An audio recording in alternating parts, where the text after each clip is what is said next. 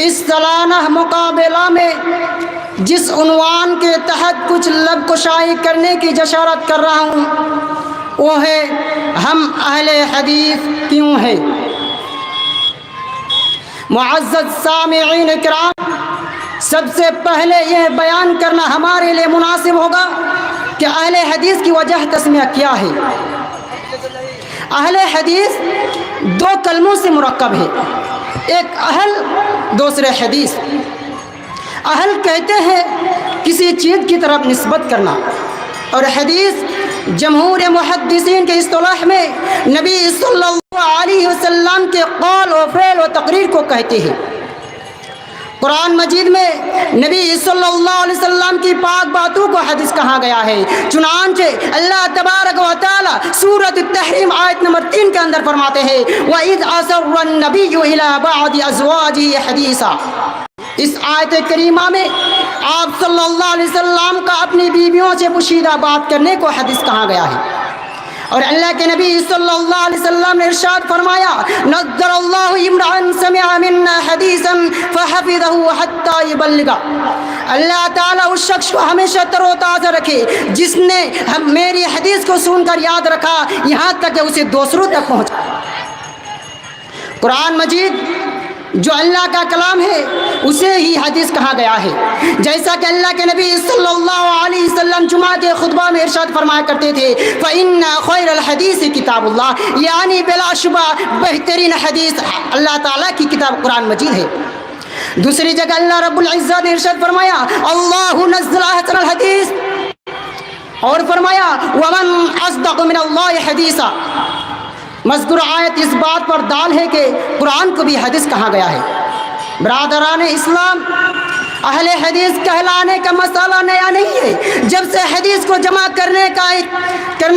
کام شروع ہوا ہے تو اس وقت حدیث کو جمع کرنے والے اہل حدیث کے نام سے پکارے جانے لگے،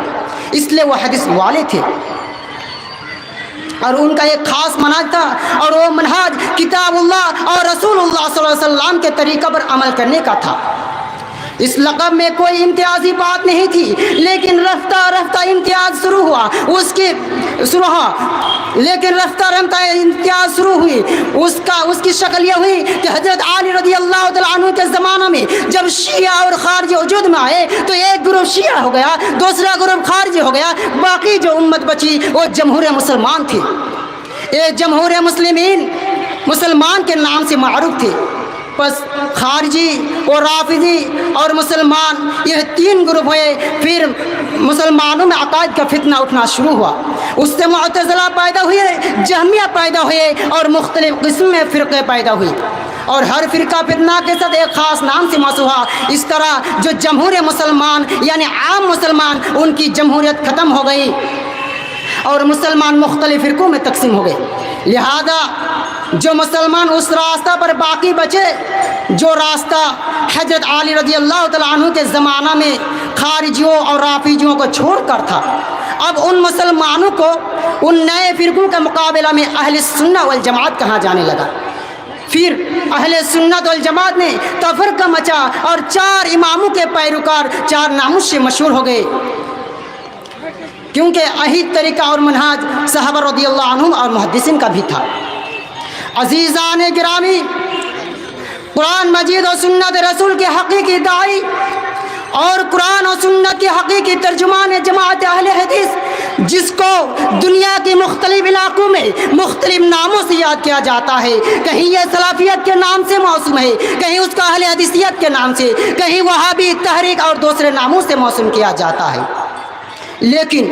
حقیقت یہ ہے کہ دنیا کی تنہا وہ جماعت جو قرآن مجید اور سنت رسول کے فہم سلف صالحین اور بالخصوص صحابہ کرام کے فہم پر سمجھتی ہی نہیں ہے، بلکہ اس کے مطابق دعوت و تبلیغ بھی کرتی ہے، اور ساری کمیوں کے باوجود اس کا دستور، اس کا ضابطہ، اس کا لائحہ عمل، اس کا طرز زندگی اور اس کا جو بھی دستور ہے وہ قرآن اور سنت اور سلف صالحین کے فہم پر مبنی ہے۔